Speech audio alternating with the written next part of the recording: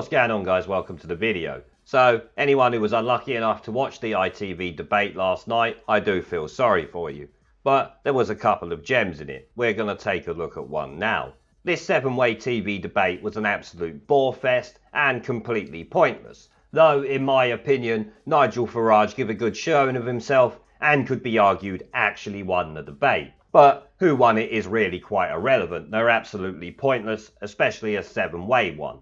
They should be more one-on-one or perhaps 3 people at maximum. Even that I think is a bit much. It needs to be a one-on-one debate and not like how the head-to-head between Corbyn and Boris was done before. But Nigel Farage called out the Tories and Labour for Usman Khan's release, and rightly so, where he also called for jihadi terrorists to be locked up for life, claiming they have the jihadi virus and therefore should never be released, as this is something I said in my video about the London Bridge terror attack, where if they're British, then we can't deport them, so we should just lock them up for life. As where, of course, if they're not British, then we just deport them instantly. They don't even need a prison sentence. Just get rid of them. Simple as that. But the Telegraph are reporting on it, and I also have a clip from the ITV debate that we'll take a look at as well. The Telegraph article headlines, ITV election debate. Nigel Farage blames Tories and Labour for Usman Khan's release, pledging to be harsher on jihadi virus. Nigel Farage took on candidates from each of the other 6 parties in his first head-to-head debate of this election campaign, telling an audience in Salford the government must do more to tackle the jihadi virus. Mr Farage said both the Tories and Labour have been too soft on jail sentences for the last 40 years, calling for life sentences for inmates convicted of terrorism offences, which is exactly the same as what I called for both in my video and my live stream. Instant life sentence. If you're convicted for terrorism, catch you later. End of story. You're either in life prison, or if you're not a UK national, you're gone. I don't care if you were in prison for 6 or 12 years, he said. You have committed mass murder or plan to commit mass murder. You are not just an ordinary criminal, you have got the virus of jihadism. That's correct, I 100% agree. Once again, something I said in my previous video. He continues, I think these people should never ever be let out of prison unless we are absolutely convinced they do not have the jihadi virus, which you're going to be very hard to find yourself convinced. This Usman Khan guy said that he wanted to reform and did all the bullshit necessary so that he slipped under the radar. Turns out he was just preparing for it, so I don't know how you can ever be convinced of that, but I suppose that's just him trying to be as fair as he can, I guess.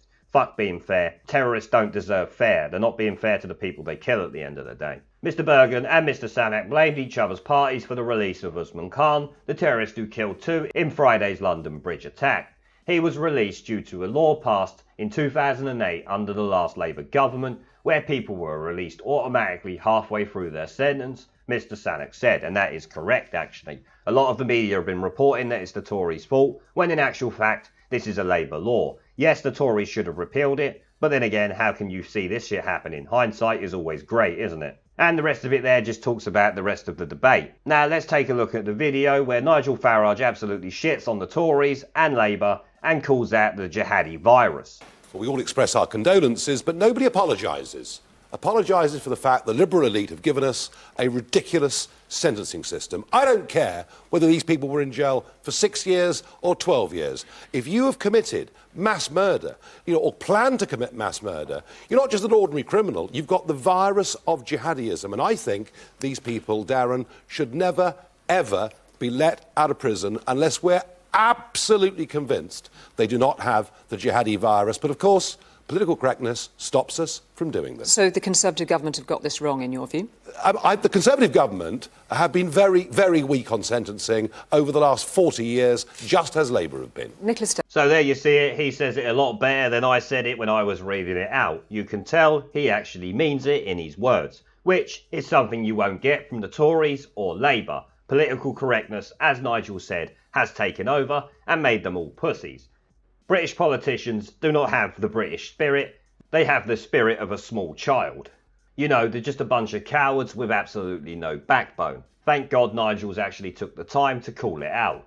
I was a bit concerned that he had been too politically correct recently, but calling out the jihadi virus definitely doesn't make him politically correct. You could tell some of the other party leaders and members were all cringing when he said that, which would actually mean it is correct. But like I said earlier, he is spot on. Life imprisonment should be the minimum, and of course deportation for anyone that is not a British citizen.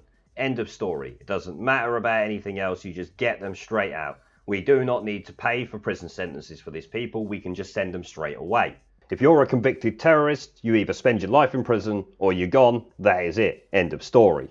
But on that note, I will end the video there. It was just a quick one to bring you this article and of course the accompanying clip to show you what Nigel Farage has said, for anyone who wasn't prepared to watch that 2-hour bore fest last night. Now, before I go, I want to thank our PayPal, Patreon, Subscribestar and YouTube members for supporting the channel, along with everyone who watches my videos. Remember to let me know what you guys think down in the comment section below. Leave a like, subscribe with the notification bell and share this video as it helps the channel a lot, and I'll see you all in the next one. This Parliament is a dead Parliament. It should no longer sit. It has no moral right to sit on these green benches. They don't like the truth. Twice they have been asked to let the electorate decide upon whether they should continue to sit in their seats, while they block 17.4 million people's votes. This Parliament is a disgrace. But they're too cowardly to give it a go. But the time is coming. The time is coming, Mr. Speaker, when even these turkeys won't be able to prevent Christmas. There is a pattern consistent throughout history of oppressed people turning on the oppressors, slaves against their owners, the peasantry against the feudal barons, colonies, Mr. Verhofstadt, against their empires, and that is why Britain is leaving. And it doesn't matter which language you use, we are going, and we are glad to be going. We're off.